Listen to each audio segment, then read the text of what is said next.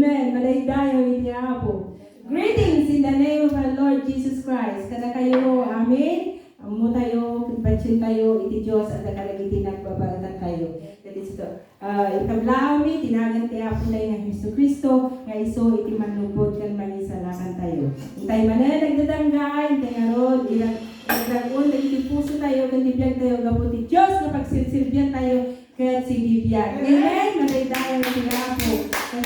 At bayan ay nagagulyan, karamid tayo ay bakman karon ni Brother Alwin, tay suna iti mamukat, iti kanaran, iti kantoy mo.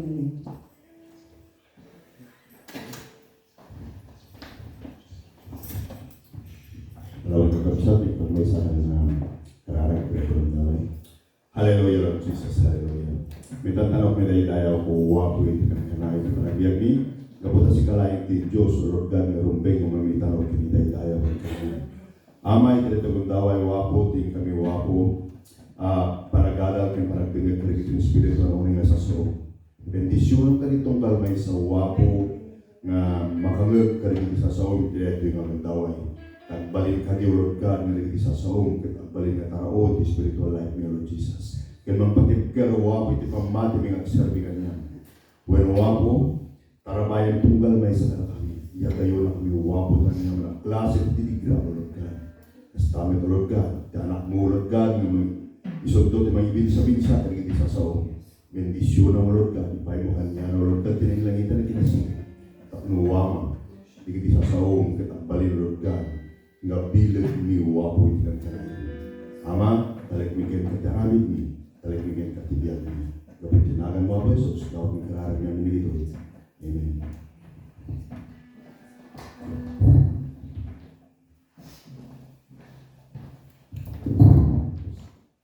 Amen. God is good. All the time. Amen. Mami sumampay. God is good all All the the time. time. Mami sumampay. God is good all the time. Mami sumampay. God is good. All the time. Amen. Hallelujah. Winapo. Adatay kami apo. Kaya ay may tanagan mo ka. Sorry that you are so good in our life. God, Lord Jesus. Hallelujah, Lord. Hallelujah. Jesus will enthrone you in this place. As we're going to build your throne. Hallelujah. Hallelujah. Hallelujah, Lord Jesus. We welcome you, Holy Spirit, in the midst of us. Be with us. Hallelujah.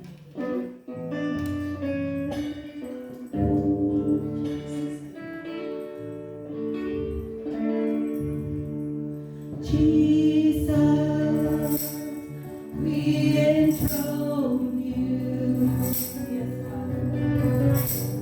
We proclaim you are King. Standing here in the midst of us, we raise you up in our praise. And as we worship, build your throne. And as we worship, build your throne.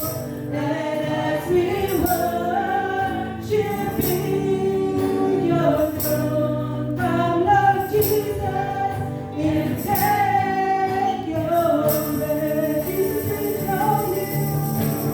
Jesus, we enthrone you.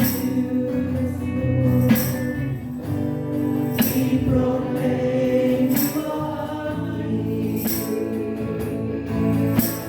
Standing here in the midst of us, we raise you up in our praise. And as we worship in your throne. And as we worship in your throne. And as we worship in your throne.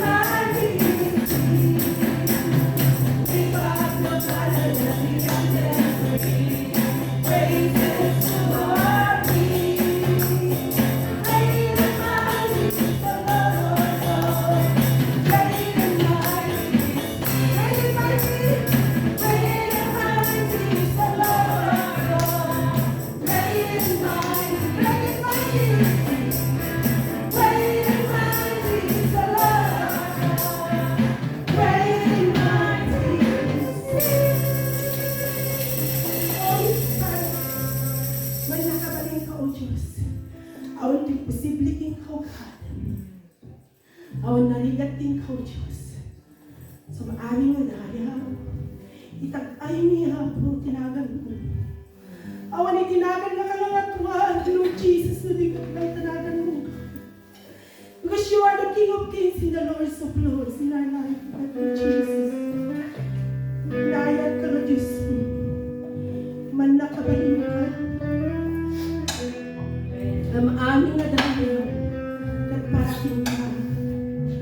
Glory to your name. Glory to your name.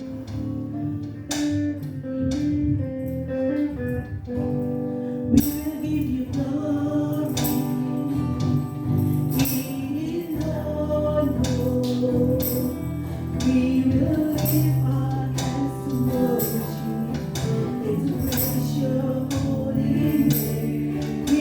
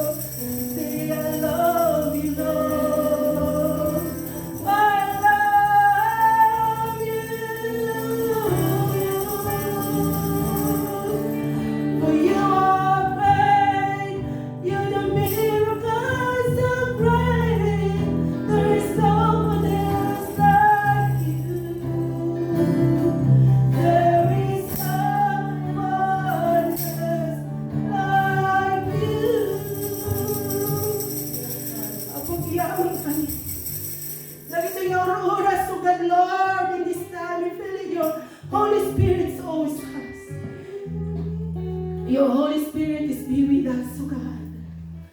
Your presence, oh God, is so awesome in this place. Apo, hamong kikitaan naman o Apo.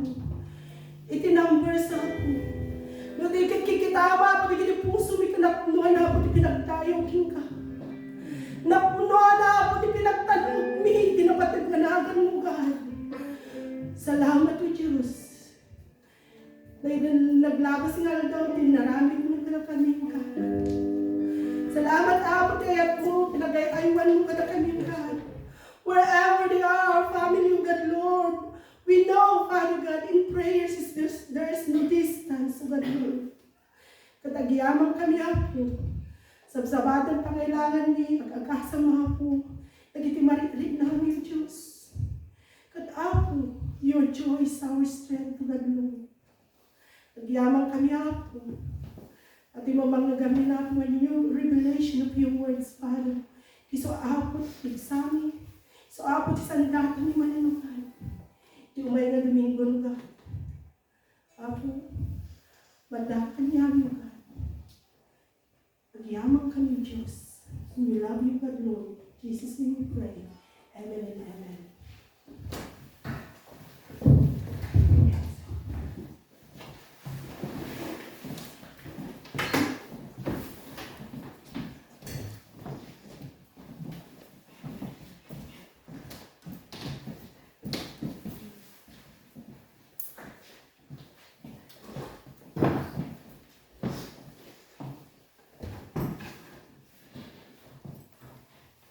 Amen. Praise the Lord. Amen. Are you blessed? Amen. So much. When you use the microphone, probably you need a little bit of the microphone so that you can hear. Those are people behind, you need a microphone because, so that you can hear very clear. So, yes, God is good. All the time. And all the time. God God is is good. We thank you very much. Thank you to our visitors. Ang pangalan ulit? Justin, we have visitors. Thank you for coming and visiting with us from Santa Ignacia, Tarlac. Amen. And thank you for our viewers, Rachel and Annalyn. Welcome. And also for those who are watching with us, and God bless you. Even in the Philippines, all the people in the Philippines who are watching with us, probably you're still sleeping right now. At matulog kayo pa ilang, ang mukha pa check, and tulong makarin kayo, and kayo tulong katantalay, and mag-bless kayo. Amen. Mag-bless kayo. And then to all our relatives in our family, in America, our friends in America, in Europe, all over the world. God is not looking for the quantity, but He is looking at the quality of the worshipers. Are you blessed? And are you with me? Amen. So the Word of God we're going to discuss this afternoon is all about what you are troubling at this moment. Amen. And I know and I believe that the Lord will lead us this message because it's not for me alone. Because I believe that all of us there's some difficulties in our lives and we have some varieties of problems. So I'm going to speak English, Tagalog, Ilocano. I know a little bit of Hokkien. I know a little bit of Mandarin, but I'm not going to use that. Amen? In Hong Kong, they use Hokkien. In Teochew. Okay. So our message for today, we're going to find out in 1 Samuel 30, verse 1 to 6. 1 Samuel, I'm going to read it in New King James Version first, okay? In English. The Word of God says in 1 Samuel chapter 30, verse 1 to 6. Now it happened, when David and his men came to Ziklag, on the third day, that the Amalekites had invaded the south and Ziklag, attacked Ziklag and burned it with fire, and had taken captive the woman and those who were there, from small to great. They did not kill anyone, but carried him away and went their way. Verse 3. So David and his men came to the city, and there it was burned with fire, and their wives, their sons, and their daughters had been taken captive. In verse 4 it says, Then David and the people who were with him lifted up their voices and wept, until they had no more power to weep. And David's two wives, Ahinoam and the Jezreelites, and Abigail, the widow of Nabal, and the Carmelite, had taken captive. This is the best one of this chapter. Now David was greatly distressed, for the people spoke of stoning him, because the soul of the people was grieved, every man for his sons and his daughters. But David strengthened himself in the Lord his God. Again, but David strengthened himself in the Lord his God. So our theme is, the title of the message today is Strengthen Yourself in the Lord your God. So I'm going to discuss with you a little bit. Probably I'm going to preach this 3 times because it's a long story, and I'm very sure that you will strengthen yourself. But how to strengthen yourself in the Lord your God? Kasano yung mapapigsaon iti adda uno pakireden iti biagyo iti apo nga Dios yo. Kaya nasa awan, strengthen means there's another word, another term, strengthen. How to encourage yourself in the Lord your God. How to draw very close in the Lord your God. How? I'm going to discuss with you, okay? And here, how do you react? How do you react to problems and pressures? So this is a very good question. How do you react? So let's pray. Father God, we thank you for your word that we have read. We thank you, Lord, for your leading. We thank you for your Holy Spirit. Father, may you bless your word as you bless your people, Father God. Especially your servant who's going to share your word, Father God. Father, we thank you, Lord. We bless you because there will be a great and new revelation in our lives. Yes. And that will make us change, Father God, and encourage us to go through, even though we are walking in the valley of death, Lord Jesus. You're always there with us. Your staff in your rod is always there for us. So thank you, Lord. We bless your name in Jesus' mighty name. Amen. Shall I leave this microphone? Okay. Mayat, mali. Mayat na. Yes, sir. Pick up na. Na-pick up na?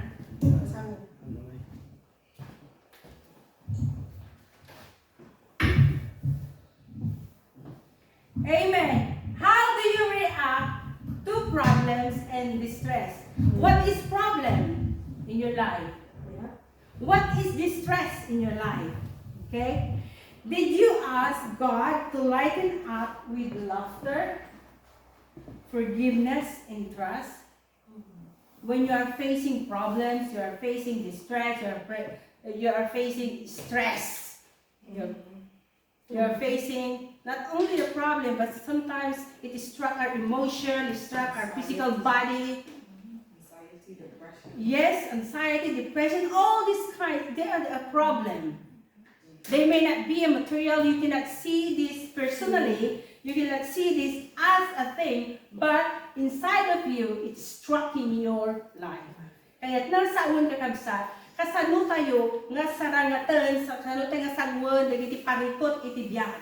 Agiti mariklik na tayo, no ag-down tayo, no ag-problema tayo, ag-parikot tayo ti kwarta, ag-parikot tayo kadagiti sa sawa tayo, ag-parikot tayo kadagiti anak tayo, kang runaan, dagiti tattao, nga close kadagiti puso tayo. Kasano, kabsat. Dito yung kabsat, ati, tayo madiscuss tata. To renew your spiritual strength, just like David, when the Bible says that David strengthened himself in the Lord his God. Amen. David God did not strengthen David, but David strengthened himself in the Lord, his God. We're not going to rely everything to God, but you can do something special to yourself. You can do something special to your life.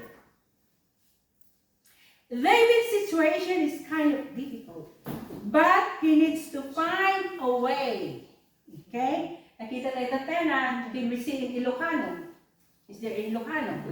Can we read it? Nadagsan dahil ito yung problema kakabsa. At sinasabi din sa Tagalog, meron din sa Tagalog. Okay, sa Ilocano muna, o sa Tagalog. Ikatlong araw na ang nang sila David ay nakabalik sa Ziklag. Ziklag is a place, a town in Palestine. This is a town. And Ziklag means, when I find the term, biblical term of Ziklag, is a measure pressed down. Means there's a lot of blessing there. If you measure and you press down, means talagang siksik, umaapaw ang town na yan. Ili. Ang bayan na yan. Okay. Sigla. Okay. Kaya nanirahan ang mga tauhan ni David at mga pamilya ng mga tauhan niya kasama ang mga pamilya ni David din. Okay. Samantalang wala sila, kasi nakikibaka nga sila, ano? Lumusog ang mga Amaleketa, at sinunog ang buong bayan. Just imagine that. Wala man lang natira kasi sinunog ng buong bayan, nagsertan, nagbaling nga dapo dahil nga ili. Wala silang pinatay, that's the good news. Wala silang pinatay isa man, ngunit binihan nila ang mga babae, matanda at bata. Nang dumating sila si David, sunog na ang buong bayan, wala ang kanilang asawa at mga anak. Dahil dito, hindi nila mapigilan ang paghihinagpis. And they cried until they lost their power. Kumbaga, nanghina na sila sa Tagalog. Okay? Nag-iyakan sila hanggang sa mapagod sa kaiyak. Binihan din ang dalawang asawa ni David na sina Ahinoam at Abigail. Okay? Balisang-balisa si David, eto na, distress. That's what we tell. I'm telling you, I'm asking you this now, how do you react to problems and pressures? Because balisang-balisa si David sapagkat pinag-usapan. Eto na, nagkakabalisa sa kanya, hindi yun. Eto, pinag-uusapan ng kanyang mga tauhan na pagbabatuhin siya. On that time, pagbabatuhin means they would gonna kill him. Papatayin talaga. Stoning is one of the way that they want to kill a person on that day. Okay? Siya dahil sa naman ng loob, sa pagkawala ng kanilang mga nagsilo ba naman ang mga... Ikaw ang may kasalanan. Sino may kasalanan? Si David. Kasi gusto siyang walain. Ang mga Amaleketa, ganoon din sila yung mga tauhan ni Saul on that time. Okay? Ngunit dumulog si David kay Yahweh sa kanyang Diyos upang palakasin ang kanyang loob. Hindi sinabi na palalakasin ni Yahweh si David. Loob. Makiridin na. Okay? Let's go back. And then, David's situation is a kind of difficult, but he needs to find a way. Diba? Okay. He prays so that he will receive an instruction from God. Hindi siya yung bahala na dyan, di ba? Dalawa lang naman yung asawa kong nawala. Then, he prayed to God because he was so distressed. Balisang-balisa siya sa nangyari nga. Okay. Talaga nga, alusiisin ko hanggang makatal na. Talaga nadagsan, dirik na. Okay, he should go in attack. Kita tatay, attack, pero kung ma-atake, ano naman dati. Google tatay. But then, when we say he should go, masapul nga mapan, masapul nga saragatan na ida, masapul nga sangun na in attack. Attack sa Tagalog ay lulusubin din niya o sasalakayin niya unong rakutin na ida. Okay. So that he will recover of what was stolen from him. Just imagine. Amin siguro sinamsam da dagiti kwa, dagiti gamgamit da kakangina, dagiti arwatan da, asawa da pa, anak da pa, amin kardiro, pinggan, amin nahaladan. Sada pinukuran dagiti handa mabagkatan. Okay? He needs to pursue so that he will recover of what the enemy has stolen. Kastamot kada tayo sa kamsat. Can you drop out in the chat or in the comments that I need to pursue so that I will recover of what the enemy has stolen from me. Dahil tamang kakabsat. You need to pursue. Talagang mapad ka, talagang sumawa ka, talagang sumarangat ka. Nuhang gagaraw awan iti magunduna. Okay. If the enemy has stolen something that you are ready to get it back, okay? So if the enemy has stolen something and you are ready to get it back, masapul bagagsa in Joel it says there that we're always praying that the enemy or we will recover what has stolen the enemy. Okay. But before that, you need to pull the curtain and to look what happened to David. Well, kitang tayo kaya, sakbay tayo nga rod kamapan nga rod makibaka, wano tayo nga rod kamkamon mo, wano kamakamon, dagiti tinakaw, wano inalay, iti kabusor, at kitang tayo pati sitwasyon ni David. Tapos basta makaala tayo mo iti strategy. Alright? Makaala strategy. Okay, you need to pull the curtain. That means we need to look what happened to David. And you must understand, people, okay, brethren in Christ, you must understand the victory so that you will understand the victory. Matarusan nyo iti panagbalay na.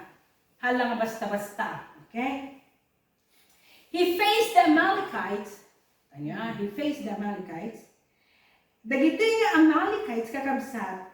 These Amalekites had been a plague for Israel for a long period of time. Ano, dagiti sa gabal, dagiti pa lang, dagiti talaga nga, nagkunatay kuman, no, makariribo kuman, ririla tiyang muda, apala tiyang muda. So nga, they had been a plague in Israel for a longer time. Hindi na po sila mapukawon ko na. Tapos makasila ko na termite na. Yung mga termite at aray. Sige, patay tumanan si Bibyo. Nagadupay. Pinatay mo. Dali na mo ngayon. Ulo kiti. At ay kayo. Kasta lang ng Amalekites like termites. Para isaw tigyag. So dati kurkuriro iti biyag. Kurkuriro iti pagtangan. Anay. Okay? They attacked Israel when they come out of Egypt. Kita man, taltalaw na pala di Egypto, umat-atake na dito yung Israelitan. Di dalang makaururay.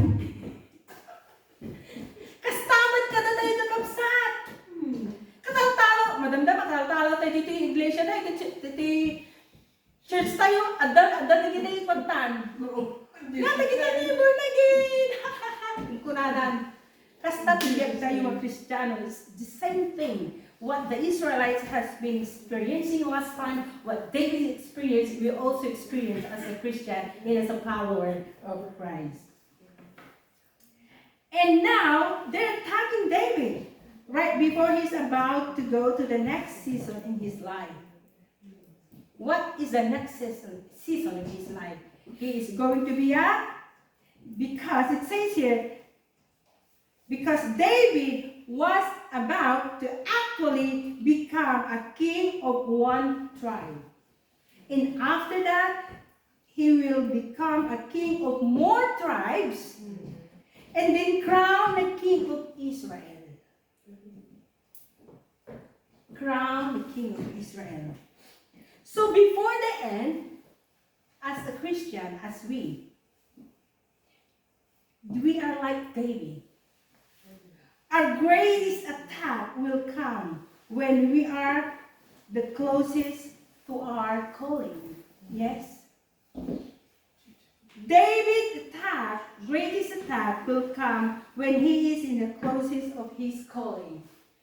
Your greatest attack, tinaindaklan unay, na umay, sumarangot king ka, will come when you are the closest to your calling. Saan nga umay? Iti pa nagproblema hanggang umay, hanggang umatake iti kabuso. Nung awan di grace at di calling mo. Sapay kuma, mainggit. Uminom unay. Because the enemy got this feeling he's jealous now. He's envy. Jealous. Ang nakayat na umangat ka. Sometimes, many people, when their friends had the blessing, when their friends has been changed their lives, they experience something good, and they're not happy. Handa na nagsak. Rimbang ay! Nakagatang ti Alf na, nakagatang ti Forward na, nakagatang Montero na, nakagatang ti Toyota. Ano di yun natin? Toyota Fortuner. Una ti si Mango na. Ito na. Nawalan na mo na yun.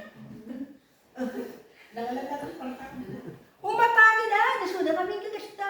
Ipapautang na kami ni Jay Rondaw. So dagi ka tiwa. Dagi ka siguro ti anak din ipautang na. Dagi ti amin. They're making stories. They're attacking you so that when you hear the word, when you hear that news, kung nagtubod hamot agpapartay mo, tinggalan mo talauna pagbangon. How do you face distress all the time? But be careful. That's only the enemy's fun. Okay? A lot of times, when you are the closest to your calling, the enemy will throw the best shot at you. Dahil yun, ikaabil naman dati talaga nga kalibre. Agmalay, lukas tanumatama ka na minsan. Awan mo. Kaya't na saon, adi, kabibilugan na plano na. Ijay na i-shecking ka.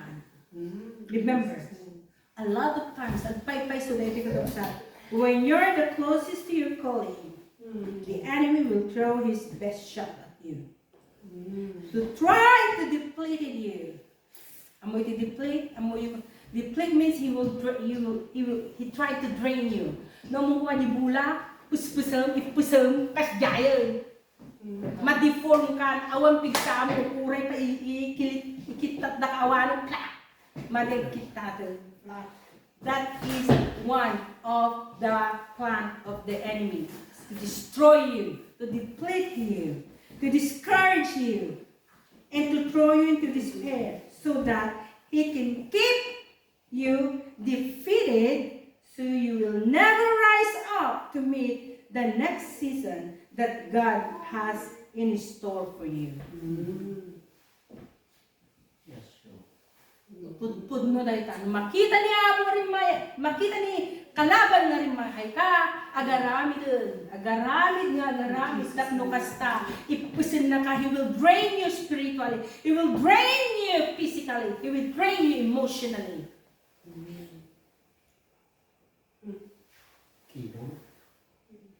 Aramidin na amin nga makaykaya na. Handa kaya ng mga tao. Handa kaya ng mga ay ka. Handa kaya nagprogreso ka. Spiritually handa kaya nagprogreso ka. Physically handa kaya. Nung natamaan emotional, di ka makapanganay. Di ka makaturog ay. Ay kita ay bag mo, kamuro mo, sige. At kakapsot ka.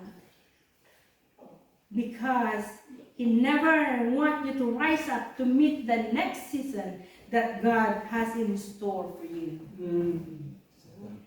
In this attack, dahil pinanglusog na. In this attack, a lot of time comes because you are spiritually deflated. Makita na ni spiritually deflated ka, agpaypayso. At that 2 year, you were very dull. Inside the church, you want to sleep. You just lean your head. And you see the wall. Because you're spiritually depleted. And slothfulness, kunana laziness, umayon. Awan ti ragsak mo magbasa ti Biblia, awan ti ragsak mo communicated, ti pada mo na matin. Amin yung maday. Madi amin yung natanggap mo. Okay. I'm going to give you 3 sources of attack from the enemy. Number 1, ito. 1 sources and 1 attack come from sources. And this 1 source, okay. Number 1, they come from demand of stress. Okay. Okay, the 3 sources, okay. They come from demands of the stress. Kung natatay na talaga dati stress ka, trabaho, tabi mo, isura mang dimana, may stress ka.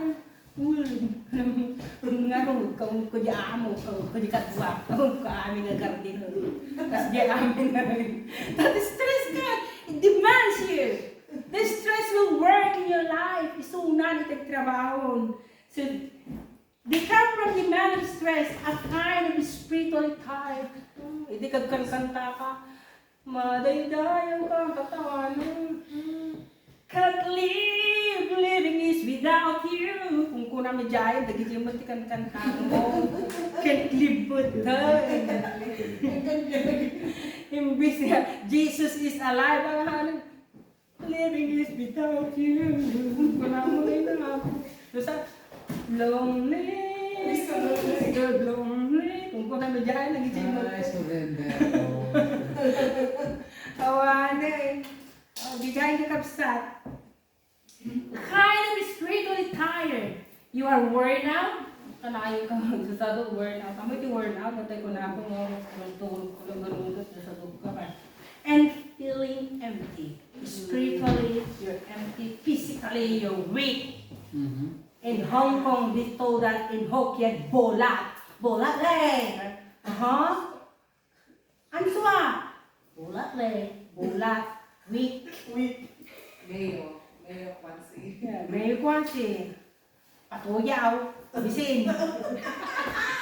Lagi dyan amin kakabsat. Ano ako? Patuyaw. Ano? Mabisin. Kakabso. Okay. Empty. Number 2, demand. The sources of attack of the enemy. The second one is demise of sin. That is demands of service. See? The demise of sin, demands of service. Ang work pa'y laang. Pagbibiyagang pa'y laang isunga ni Satanas, ni kaaway, ang kaaway, the enemy, ang muna dayta. Demise of sin, kung natin sa. And the third one is the device of Satan. Device of Satan, demands of service. Let's go back there. So, number 1, they come from demands of stress. You can see this one. When the woman touched Jesus, this woman has been bleeding for 12 years. He has nowhere to go because he has lost all his property, no more money to go to the hospital. Okay. Then this woman heard that Jesus is in town. He quickly go there, push himself. Napanidi ka doon itaw, talagang silsilan ni Bagina, kaya't nalang nga masagid dyan, lailayan ti pagan-anay ni Jesus. He want to, when she touched the hem of his garment, what happened? Jesus, when he touched Jesus, the power left him. But Jesus didn't decrease in power. Kanay baga kakabsot ako, nariknana, nga naikatanisuna iti pat nakabali, nariknana. But he didn't decrease in power.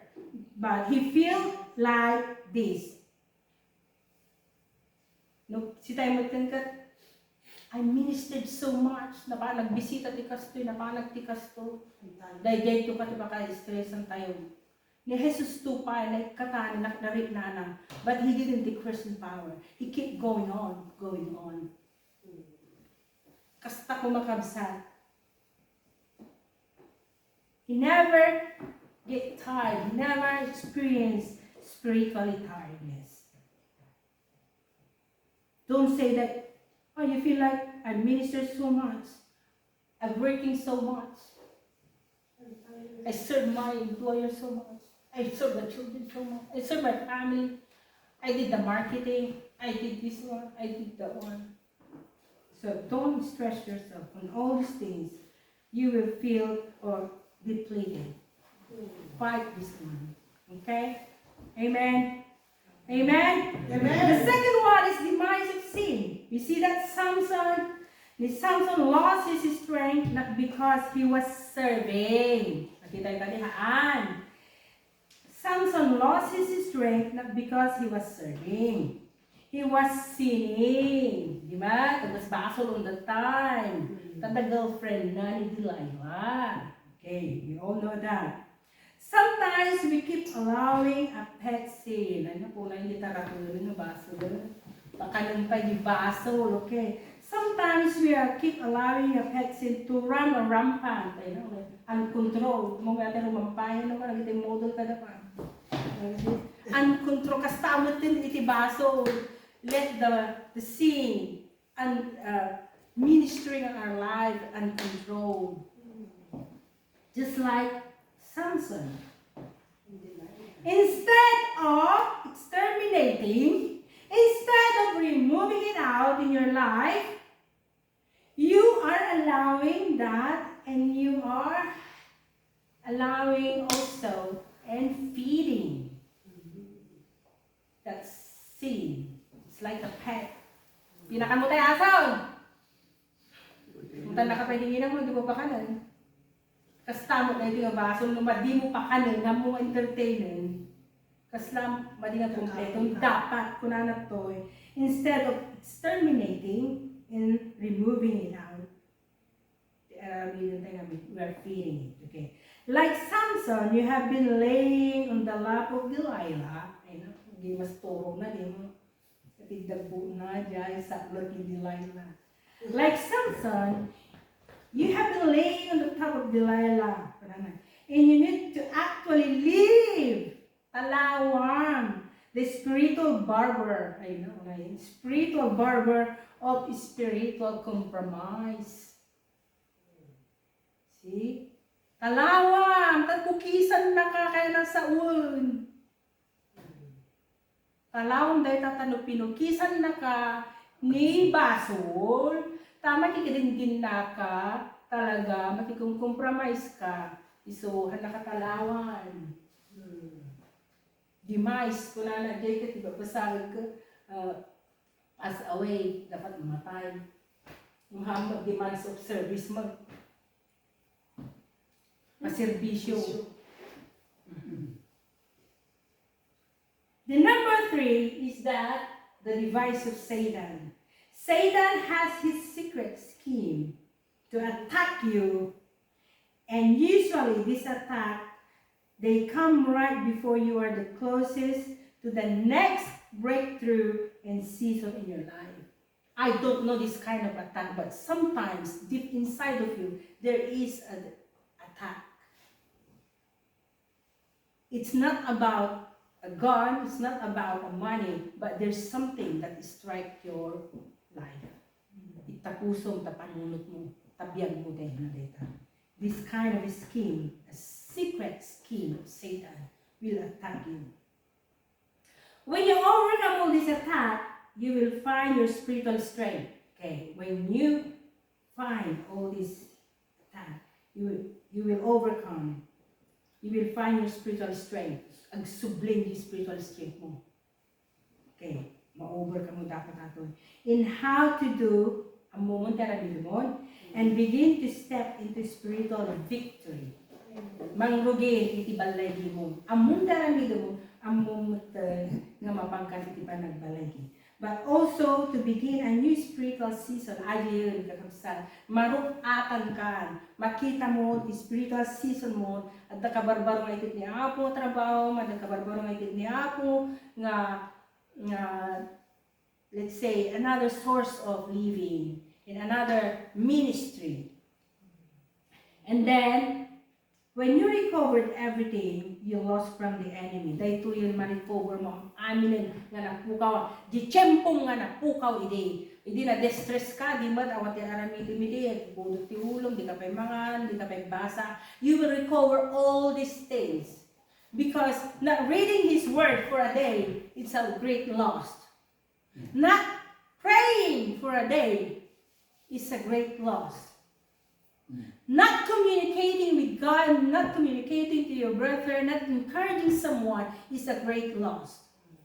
Dakkel nga pukaw dito. Amen? Amen. We see that David afterwards stepped into a new season in his career, in his calling.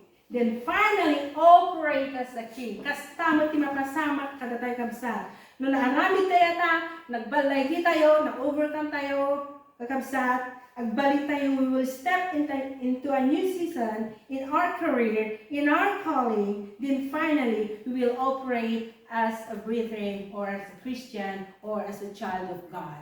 Amen. As a pastor, as a leader, as a member in this church. We will always be anointed as a prince, as a princess of the King. The King, King Jesus.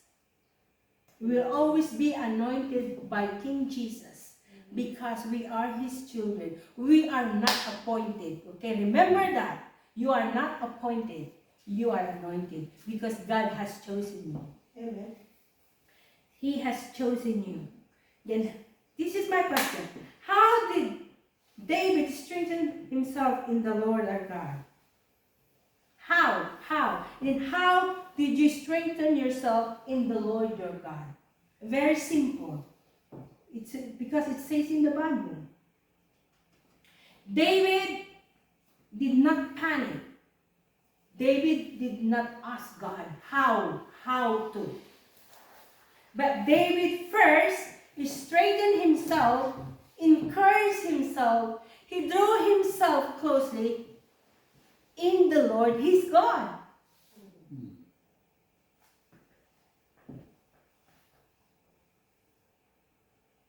Then he inquired of the Lord. Idi pigmig sa isunan, okay? Idi masidag ti ako, pinanpanunot na dagiti karina, pinanpanunot na isuna kat pinili niya ako Diyos, pinanpanunot na dagiti bendisyon niya ako Diyos, pinanpanunot na kasano kinamatalot niya ako Diyos, pinanpanunot na nga isuna kat haan nga nakapoy, dagiti talaga nga inanointaran niya ako Diyos, ijay nga pimig sa isuna. Ijay nga pimig sa isuna. And then he inquired the Lord, ano nga rod ka arang dito ka ako? Hindi na pigsan. Distress pa ilaw, nga kakapsot, hanga nagsasaludsod niya ako. Hanga nagsasaludsod. Why is that so important? Ampay na nagpatugunay ko na nagtoy. Because if you are not spiritually connected to God, you will not hear His voice. If you are not connected to God, you will not hear Him. If you are spiritually depleted, you will not hear God.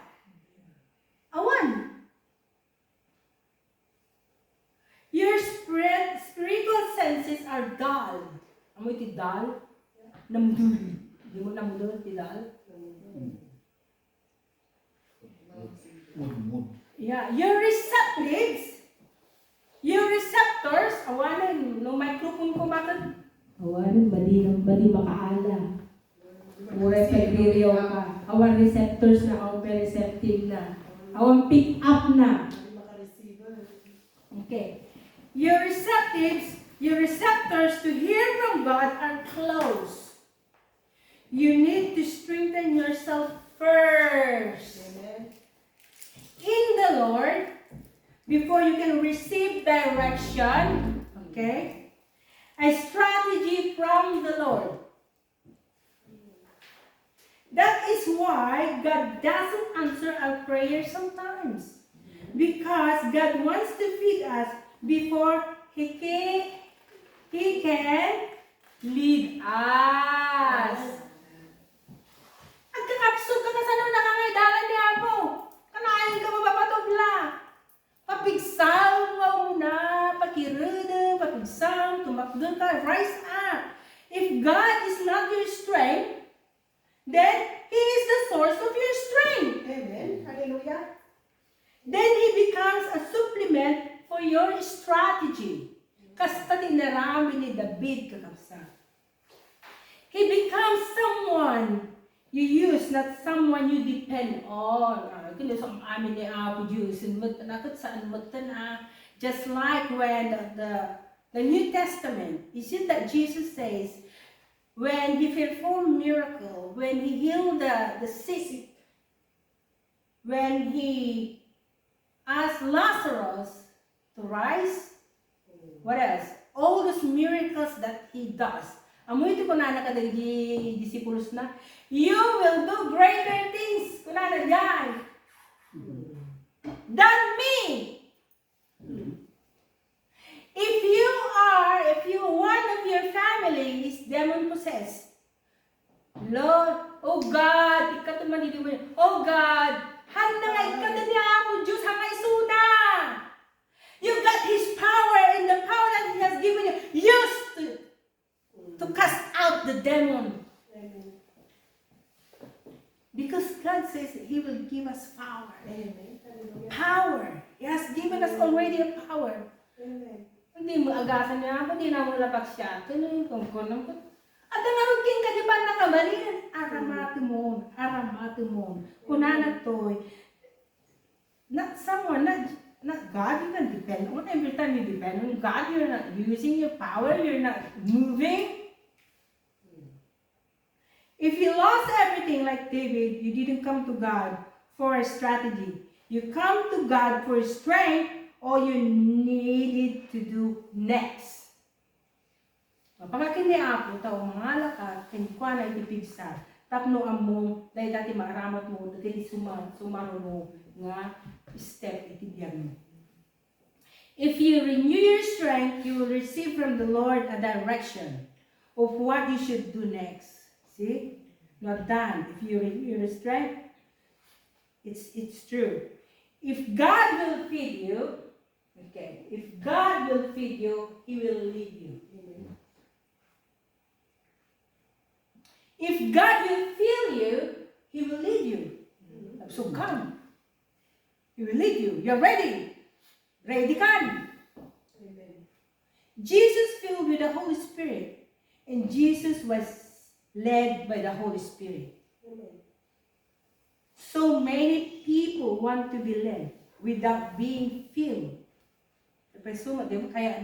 Kaya tagidalan ko, di da mga nakuspus. Ito no ka, nadagtada pa lang kagudwa, wadan sa kanya kagudwa, nagkapsudaan.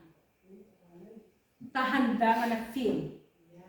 Handa nga na-feed pa, handa na pakanti sa udiya ko. So many people want to hear an instruction without first being filled with divine inspiration of God's Word in God's presence. Pepeso. Kaya kaya kumamukas dyan, dalan na mamutapo. Kasan ko, kaya dalan na po. Without first being filled with divine inspiration of God's Word. We need to feed our mind, our heart, our life with God's Word. Strengthen yourself in the Lord, your God, so that you can strengthen others. You strengthen others. Yeah? Renew yourself in the Lord so that you can renew others or revive others. This is the word of the Lord. Amen?